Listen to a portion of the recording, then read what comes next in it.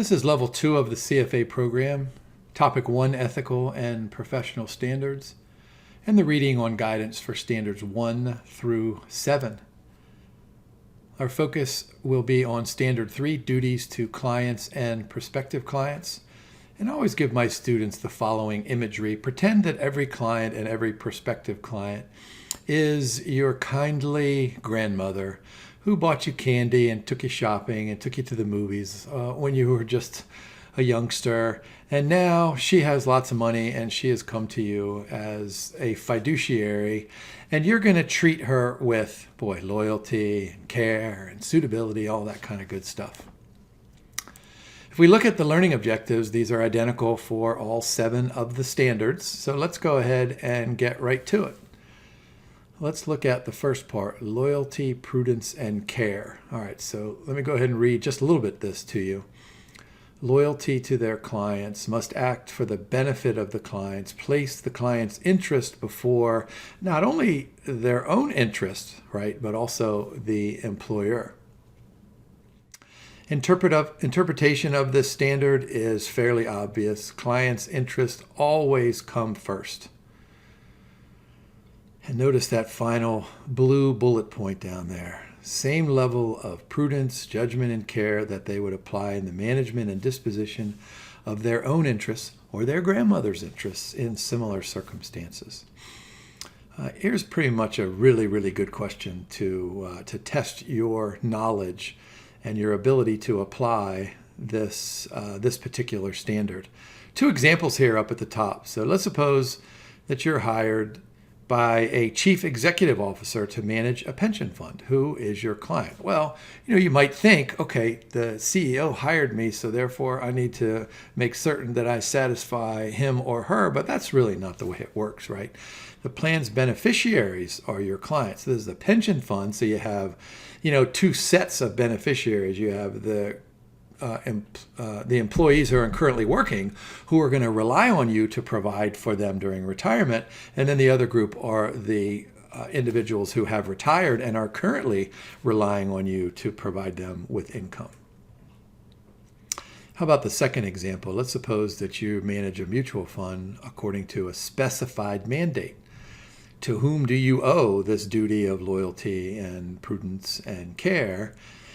And on a multiple choice question, they could really, really word it. So, A would be a good answer. B looks like a good answer, but, C is probably none of those.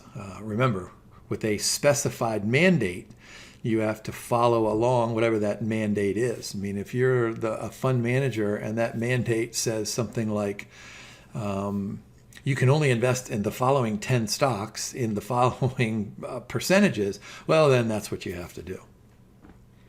Notice we have in bold there, invest in a manner consistent with the stated mandate. And this, of course, applies to an index fund manager. The follow-up question then is, how do we develop the client's portfolio? And this begins my favorite process here in the whole CFA program. This is what I teach my students in my investments class, both at the undergraduate and the graduate level. We focus on the policy statement. So look at that first eyebrow point, right? Members and candidates must manage a portfolio in line with their client's investment policy statement. Now, in level 1, you learned about the policy statement. We learned more about it in level 2, but really in level 3, that's quite a focus. And that investment policy statement, is the binding document between the analyst and the client. And whatever's written in that policy statement, those rules and outlines and procedures must be followed. And then look at the second one. All investment decisions must be made in the context of the entire portfolio. So you have different asset classes, right? So you've got, some equities and then maybe some fixed income securities and maybe some derivatives in there, maybe some alternative investments. And so the management of the alternative investments has to be consistent with the risk and return objectives, et cetera, et cetera. Soft dollars, a means of paying brokerage firms for their service through client commission revenue. How about if I give you just a quick example? Let's suppose that you are my clients and I'm a money manager, so you send me all your money and I charge you a fee or a commission. And of course, I'm not a broker, so I need to find somebody to buy and sell these shares. So I go over to I hire Bobby the broker. And so Bobby does all of this. And because I know Bobby and I know his experience and I know his practices, he has the best procedures, he has the best price, he offers the best execution. So I'm comfortable with hiring Bobby, as you should be too. But let's suppose Bobby says, now look, I know there are other people out there. There's Becky, the broker over there. She's pretty good, and she may be calling you one day. How about if you stay with me and I'll pay your mortgage? I'll say, well, I'll just scratch my head and I'll say, wait a minute, didn't I just learn some standard about knowledge of the law? There's got to be some law broken in there. If in fact Bobby pays for my mortgage, that's a total violation. But what about if Bobby decides to pay for some paintings that I have in my office? And maybe that attracts clients, and clients come in and say, hey, that's a really nice painting. Maybe I need to hire Jim. And then what if Bobby pays for maybe my Bloomberg terminal or maybe something else that really benefits the client? So you see what's happening here is that we're getting closer and closer to not violating this standard, because what we need to do is we need to make sure that we put the client first, right? I'm putting you first as my client. So if the Bloomberg terminal helps me help you find your optimal portfolio, then maybe that's okay. Mortgage, that's probably out, right? Artwork on the wall, I'm not quite sure about that. I guess it depends on what kind of clients I bring in and maybe a percentage. We probably need a lot more information. Bloomberg terminal, that sounds like a good one to me. What about proxy voting? This is an interesting one. Those of you who are shareholders will know you get these proxy solicitations in the mail, and the letter says something like, dear Mr. or Mrs. Shareholder, please come to our annual meeting next month, and we're going to be doing this and this and this, voting for these board members, these open board seats. We have some merger activity going on, and we maybe have a poison pill. Of course, they're not going to call it a poison pill. How many of us shareholders would check off the box, yes, we would like to swallow a poison pill and die? So, of course, when executives do this, they call it something else. Do you know what they call it? A shareholder rights plan, better known as a poison pill. Anyway, so as an analyst, we have a responsibility. We have duties to the clients. So notice what we have in bold down there. When those proxies have an economic benefit to the client. So if you're voting on whether to have the annual meeting at the headquarters in a certain state, or maybe have it headquarters somewhere else, I don't know, that might not have an economic benefit to the client. But if you're voting on board seats or mergers, that sounds like a big deal to me. How about recommended procedures? All right, diversify. This makes perfect sense. You'll hear this, and I bet you've heard this your whole life. Carry out regular reviews, right? Of course, as good financial analysts, we're always looking forward, right? We look at the yield curve and we try to figure out, okay, it's upward sloping, but what is that slope? Is the slope going to twist? Is it going to be steeper? Is it going to be flatter? So we're looking to the future. But as good stewards, as good financial analysts who are not violating this particular standard, we need to turn around and look in the rearview mirror and say, all right, this is what we need to do. This is what we've done. Were we successful, et cetera, et cetera. Deal fairly with all clients concerning investment actions. Of course, avoid favoritism. Disclose conflicts of interest, disclose compensation arrangements. Those are important. I've said this in multiple recordings now. It's okay if you do stuff, but just tell everybody about it, okay? And if you're concerned about it, go to the compliance officer, go to the boss, go to somebody who knows, right? And say, hey, here I am. Is this a conflict? And if it is, let's just disclose it. Now, if it's a massive conflict of interest, then we probably want to avoid that kind of behavior. Same thing with compensation arrangements. There's vote the proxies, maintain confidentiality, seek best execution, place client interests first. Here's a quick example application of this standard. Go ahead and pause the video so you can read it as slowly as you want to. And I'll just skip right over to the solution. So look at the question down there in the blue box. Has Zachary violated standard 3A? Well, what did Zachary do? Let me just go back here really quickly. Expressed the need for diversifying, refused to diversify her holdings, prohibited the sale. So we have this news. So this sounds like the analyst is doing this in the proper manner. But of course, the policy statement says no, prohibits the sale of Sunbeam stock. So while it might appear that we're doing the right thing, this is still a violation. And so really, what the analyst ought to do is just really try to track that client down. Boy, let's just track him or her down. Let's just figure out right now. We have texting, we have social media, we have all sorts of things, all sorts of ways to track clients down. So look at the last orange arrow point. To comply with this standard, must disclose any investment action and wait for approval. All right, how about the second part? Fair dealing. Deal fairly and objectively with all clients. When doing all of these things, right, investment analysis, recommendations, investment action, or engaging in other professional activities, right, deal fairly with all clients. Now, the important thing now is that fair doesn't mean that we're dividing by N. This doesn't mean that we have to treat each client equally. But what it does mean, if we have different levels of service, then we need to just make sure that everybody knows about it. And I think this is pretty standard. Like if I'm an analyst and I say, hey, look, I have this super service here. If you want to do it, it'll cost you this much. I have a moderate service here. It'll cost you this much. And I have, if you don't even want to ask me any questions, if you just want to say, hey, Jim, can I buy these shares of stock? I'll just say yes. Well, then that's another level of service. So notice we have that in bold. Different levels of service are acceptable.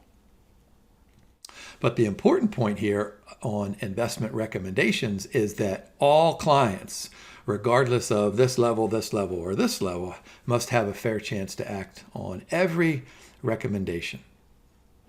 Treat all clients fairly.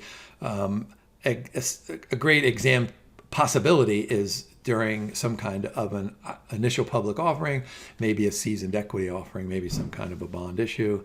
And then of course, right, scarce resources. So during an IPO, maybe we have 100 shares and boy, are we going to let our best client access to all 100 of those shares? I mean, of course not. We need to have a way to allocate those to all of our clients. And all we need to do is disclose it.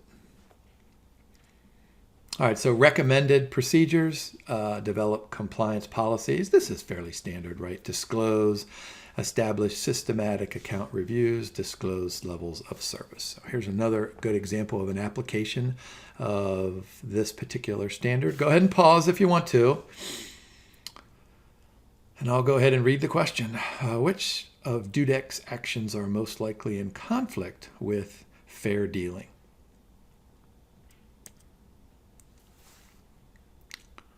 Now, of course, like I said just a moment ago, Dudek is permitted to offer differentiated service levels. So having lunch, right, we have to eat, so having lunch is not really a violation.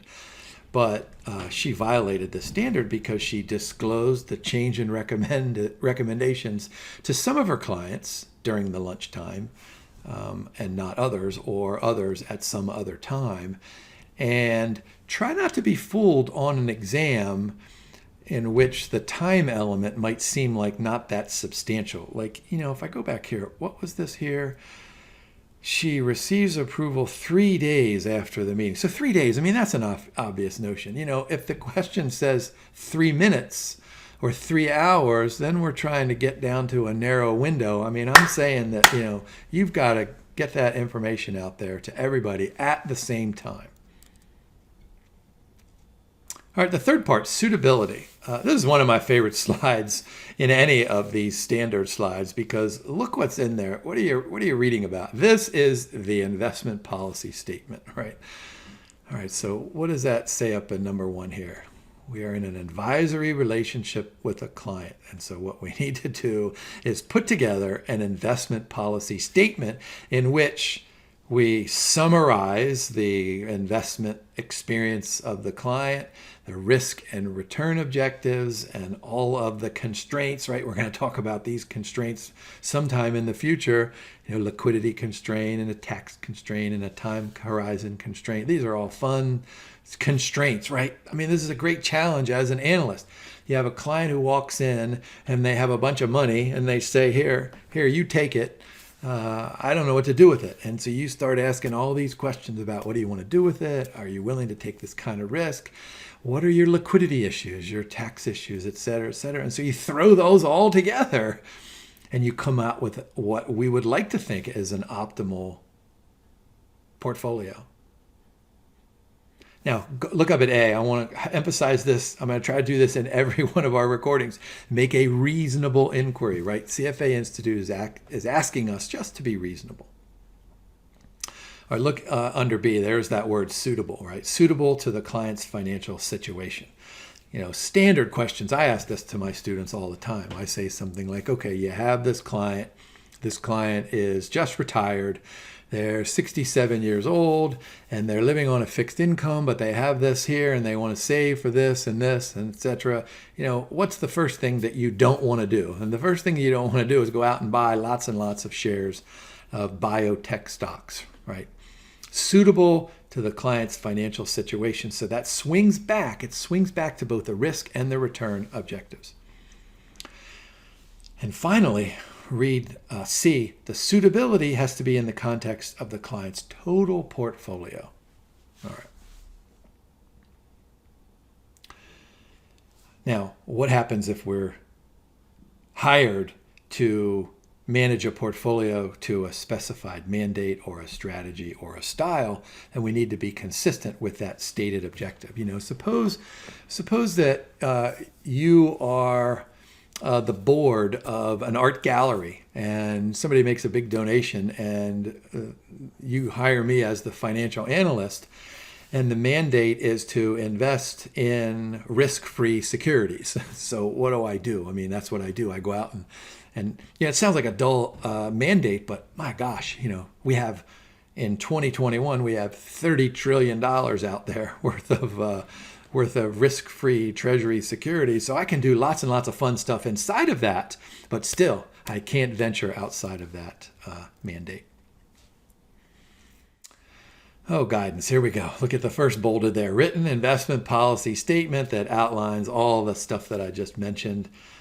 Policy statement should be updated annually, if not more frequently. Of course, this is kind of a standard sense that during the course of a year, right, if nothing substantial happens, then you can update this annually. But when the client gets married or divorced or has a child or has children who graduate from college or has a parent who becomes sick or you have lots of these life-changing events, then you need to go back and revisit all of those risk and return objectives and probably the constraints. Diversification is suitable for most clients, right? Make sure the client knows the basics and educate your client on the details. I love this one here. I always give my undergraduate students the following question. I say, look, you were hired by an elderly client, and this elderly client doesn't have any children. This client spouse has already died, and this client has $10 million and wants to leave all of that $10 million to her pet or his pet. What do? Educate the client. So, I tell my students, look, you just have a sit down with the client and say, okay, where can we spend 10 million on Fluffy? And the answer is, I'm not sure you can. So you start saying, all right, what do you want Fluffy to have if you pass away? We can have a golden water bowl, right? We can do that. And we can have a diamond encrusted litter box, right? We can do that. We can have plush carpet. We can do all that kind of stuff. But then what do you do with the other $9.9 million? And you say, hey, how about a donation to the SPCA Society? How about a donation here? So educate your client, explain the risks associated with the investments. But if the client says, no, I want Fluffy to live, and then you have a follow-up conversation that could probably go anywhere. Here we go. Recommended procedures. Have a written IPS, periodically review it, and then have some type of a model in which we develop and implement a suitability test. And this is really, really cool. Like we say something like, all right, we have this portfolio here for our client, and then we watch it perform over time. And then we take a step back and we impose that model on, the inputs to our policy statement and the portfolio. And we say, okay, what if we did this? Or what if we did this? You could do a Monte Carlo, you could do scenario analysis or sensitivity analysis, some kind of suitability test, maybe a substitution test. I mean, there are lots of different ways to do that. How about an application of the suitability standard? This is a fascinating one here. We have this dude, Green, he's got this mandate, high growth tech stocks, but he believes that some of these tech firms are overvalued. So he substitutes utility stocks in there, thinking this would be a good hedge. So this sounds reasonable, right? It sounds reasonable, but is it suitable? And the answer probably has to be no, it does not fit the investment mandate. Green must manage the fund according to the mandate of the fund. How about the fourth part? Performance presentation. And look what we have in bold there at the end of the end of the sentence. Fair, accurate, and complete. I would be prepared for questions on fairness, on accuracy, and on completeness. So what are the guidance here? Do not misstate performance, right? Discussion of the risks involved. Do not misrepresent past performance. This is why you're not allowed to report holding period return, right? I could say, hey, I have a 50% holding period return, but that holding period might be 100 years. That doesn't sound very suitable. That's why when we do return analysis and we do return calculations, it's always some kind of a geometric return or an internal rate of return. Use multi-year performance and not only the past year's returns, right? Provide a fair and complete performance presentation. And you have to disclose all this stuff in there, right? Taxes, fees, and prior performance. And what you're not allowed to do, what would be a clear violation, is for me to say something like, hey, I'm Super Jim. Look at me over the last 7 years.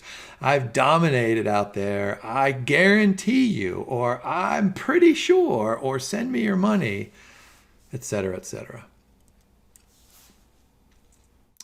All right, recommended procedures. Of course, the GIPS, Global Performance Investment Standards, right? So what are we doing here?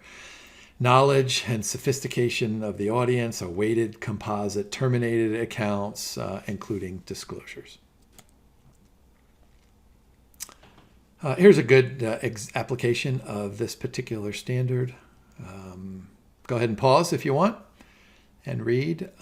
Let's see. Has Jensen violated standard on performance presentation?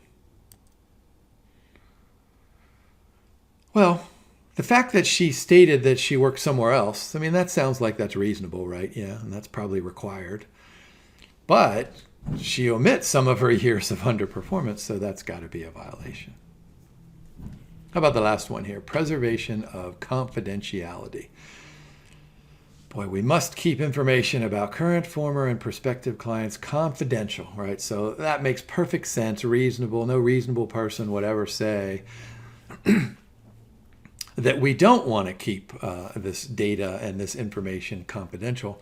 That's why these data breaches at these large investment firms have been such a big deal, over the last, 5 years or so, maybe even longer, probably going back to the history of time, right? Breaches of some kind of confidentiality. But we've got an unless there, so illegal activities or disclosure is required by law. Avoid sharing client information. Members should cooperate with any investigation by the PCP. And then look at that last circle point there. Communication channels and procedures should incorporate elements designed to prevent the accidental distribution or the hacking of confidential information, which is what I just talked about. Recommended procedures: refrain from disclosing client information. Understand and comply with firms' electronic communication procedures. Make reasonable attempts. There's another reasonable example to prevent accidental. And that takes us through our learning objectives.